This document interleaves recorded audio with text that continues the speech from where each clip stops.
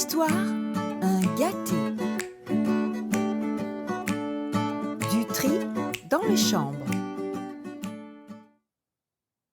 Ce sont les vacances d'hiver et maman a décidé de faire du tri dans les chambres des enfants puisqu'il ne fait pas beau aujourd'hui. Ils ont grandi et il est temps de mettre un peu d'ordre. Les rangements débordent. Elle leur donne les consignes.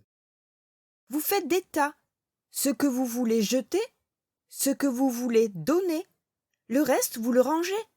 Pendant ce temps, je vais nous préparer de bons cookies. Allez, au travail. Zoélie, l'aîné, répond. Ok. Son petit frère, Orlan, pas emballé non plus, complète. D'accord. Peu enthousiaste par le travail qui les attend, il commence le repérage puis s'active. Les poupées sont un peu triées. Les figurines des chevaux, interdit d'y toucher. Les voitures sont un peu écartées. Les super-héros, c'est sacré. Les peluches, c'est trop compliqué.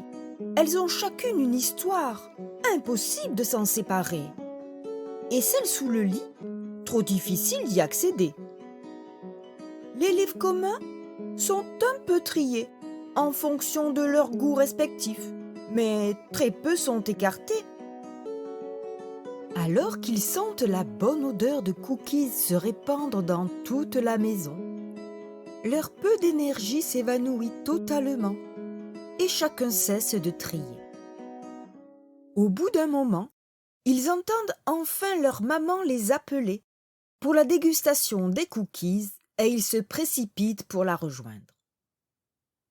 Le goûter terminé, elle leur dit « Bon, allons voir vos chambres pour voir si l'on y voit un peu plus clair. »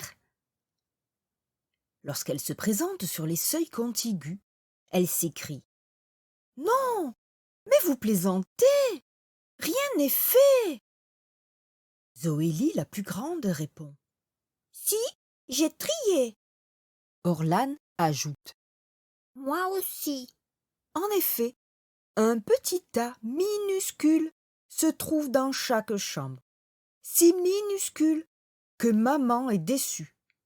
Elle leur dit « Ce n'est pas comme ça qu'on va faire de la place. Si c'est ça trier, autant ne rien faire. Je parle de tout vider.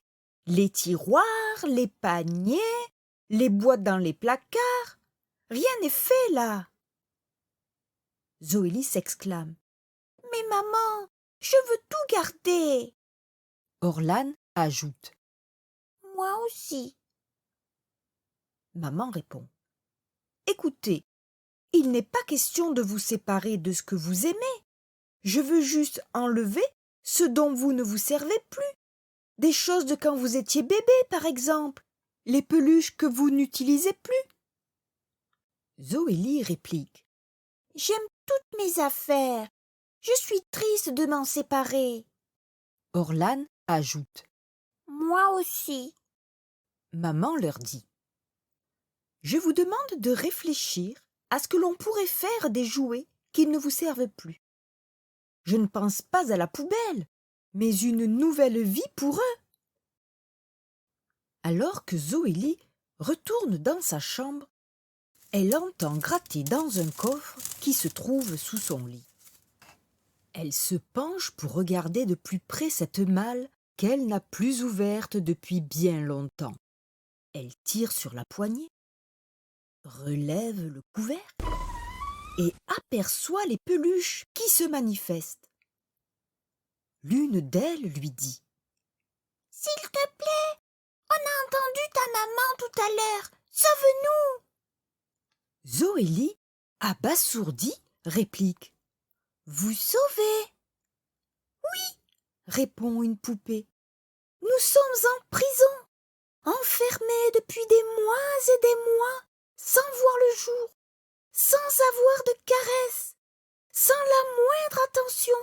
Nous sommes tous malheureux. » Zoélie demande « Vraiment ?» Un petit ours affirme « nous ne servons plus à rien et nos membres nous font mal. La fillette questionne. C'est parce que vous ne sortez plus?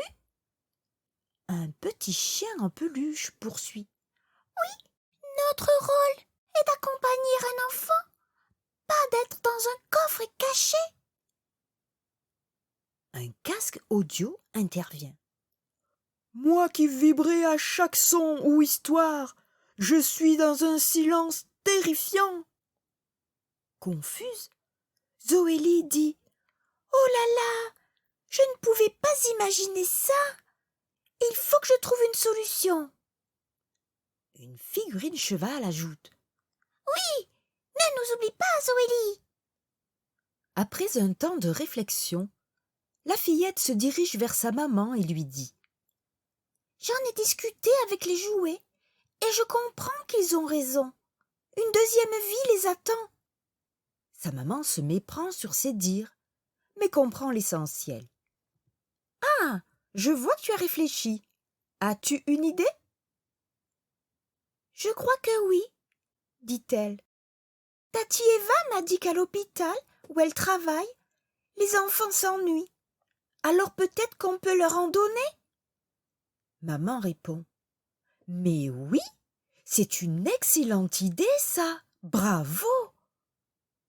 Zoélie s'anime tout à coup et dit. C'est vrai que ça ne serait pas pareil, là. Je m'en séparerai en pensant que ça va aider quelqu'un de malade dans le service de Tati Eva. Orlan ajoute. Moi aussi je veux aider. J'ai déjà tout mis dans le carton, car je ne suis plus un bébé. Étonnés, les deux plus âgés se tournent vers lui et rient. Sa maman lui dit. Tu es un vrai cachotier. En imitant son petit frère, Zoélie ajoute. Moi aussi je veux aider. La solution est adoptée et les enfants retournent dans leur chambre. Ils trient bien volontiers leurs jouets et arrivent à former un beau colis. Les peluches sont libérées, les vieux livres dépoussiérés, les jeux inutiles empilés.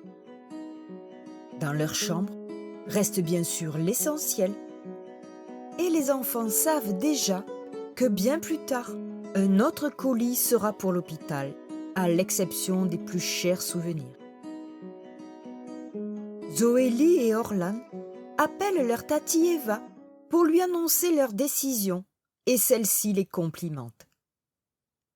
Ils placent le tout dans le coffre de la voiture de maman et s'en vont tous rejoindre leur Tati infirmière.